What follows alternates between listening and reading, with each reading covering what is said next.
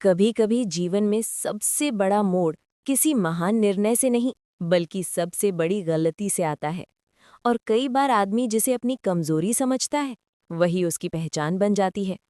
ये कहानी है एक ऐसे आदमी की जिसे न विद्या का घमंड था न मेहनत की आदत, लेकिन किस्मत ने उसे उस ऊंचाई तक पहुंचा दिया जहां से गिरना बहुत आसान था और संभलना बहुत मुश्किल। पलाशपुर का लोहार। बहुत समय पहले की बात है। पलाशपुर नाम का एक छोटा सा कस्बा था। चारों ओर लाल मिट्टी, पलाश के पेड़, बैलगाड़ियों की आवाज और सुबह सुबह हथौड़ों की ठक ठक।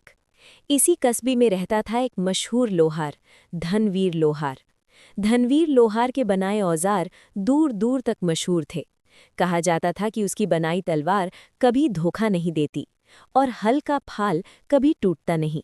राजा से लेकर किसान तक सब उसी के पास आते थे। धनवीर लोहार का जीवन भी उतना ही सधा हुआ था। सुबह अंधेरे उठना, भट्टी जलाना, लोहे को तपाना, हथौड़ा चलाना और दिन ढलते ढलते काम समेटना। लेकिन जैसे अक्सर होता है, निकम्मा बेटा। धनवीर का एक ही बेटा था, गुल्लू। नाम जितना मासूम, काम उतना ही उल्टा। गुल्लू को न आग से दोस्ती थी न हथौड़े से। भट्टी की गर्मी से डर लगता था और मेहनत से एलर्जी थी। वो दिन भर जुए, ताश और चौपाल की राजनीति में लगा रहता।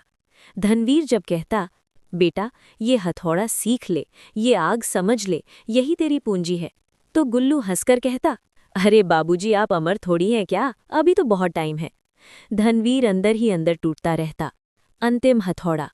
समय किसी का इंतजार नहीं करता। एक सर्द सुबह धनवीर लोहार भट्टी जलाते हुए अचानक गिर पड़ा। शाम होते होते पूरा कस्बा जान गया, धनवीर लोहार अब नहीं रहा। गुल्लू पहली बार सच में डरा। उसे समझ आया कि अब न भट्टी चलेगी न नाम अपने आप जिएगा। लेकिन उसे एक बात याद आई। पिता के अंतिम दिनों में उन्होंने उससे बस एक ही बात कही थी, बेटा लोहे में असली ताकत ताप और ठंडक के सही समय में होती है। गुल्लू ने बस यही एक लाइन पकड़ ली, अधूरा ज्ञान पूरा भरोसा। धनवीर की मौत के बाद गुल्लू ने लोहार की दुकान खोल दी। भट्टी तो जली, लेकिन गुल्लू को न ताप का हिसाब था न लोहे की पहचान। उसने एक ही तरीका अपना लिया, हर औजार को ज्यादा तपाना और अचानक ठंडे पानी में डाल देना। उसे लगता था बाबूजी ने यही कहा था, यही असली रहस्य है। पहले कुछ दिन कोई ग्राहक नहीं आया, फिर किस्मत ने दरवाज़ा खटखटाया। संयोग का पहला चमत्कार। एक दिन एक किसान आया, उसका फाल बार बार टूट जाता था।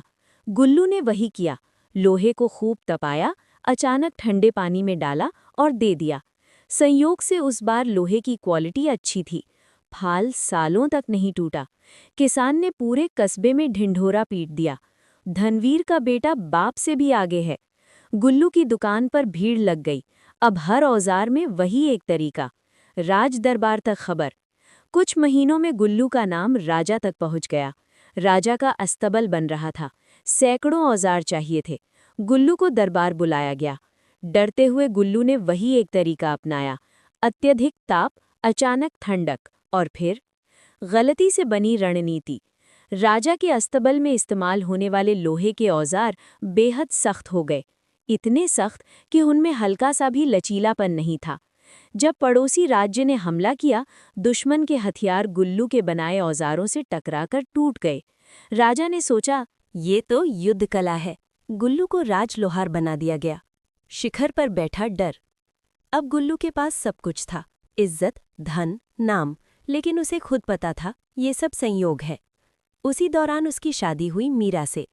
मीरा पढ़ी लिखी नहीं थी, लेकिन आंखों में समझ थी। पहला सवाल। मीरा ने एक दिन पूछा, हर लोहे को आप एक ही तरह क्यों तपाते हैं? गुल्लू चुप हो गया। कुछ दिन बाद एक बड़ा हादसा हुआ।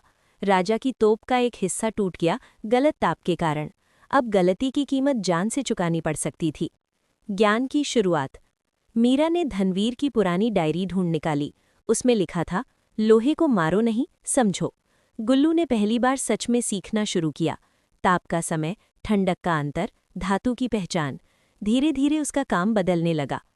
अंतिम परीक्षा। एक दिन राजा ने युद्ध के लिए विशेष हथियार बनाने को कहा।